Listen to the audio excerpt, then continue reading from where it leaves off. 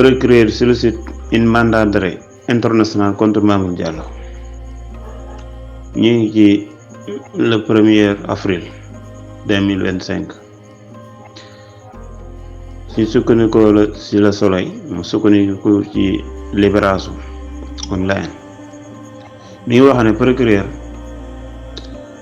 moom dafa joxe dogal pour ñu ubbi mandat d'arrêt international te ko ci kaw Mamour Diallo ci dossier judiciaire concernant l'expropriation des titres fonciers. Titres fonciers yi may lim nga xam ne moom daal amee na ci ñaax am nañ koo joxoon 5058 numéro 5058 LCA ak 13833 ak 1838 au profit de la société Sofico yoo xam ne daal dañ ko joxoon Sofico ab société la ñi nga xam ne daal dossier boobu daal yëngalaat nañ ko. Libération moo génnee xibaar bi Le Soleil daal koy firndeel moom tamit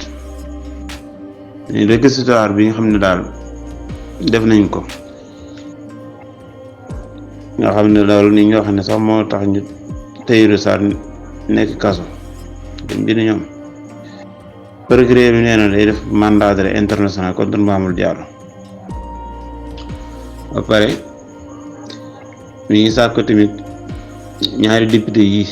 may waaja lim Amadou Ba mu jiite Jàmm ak Njariñ Birima Mangara moom am na benn kii bu mu yore ñaar ñëpp seen ay député lañ dañoo war a yëkkat seen mbaaraani kirlaay pour ñu mën leen a déglu ci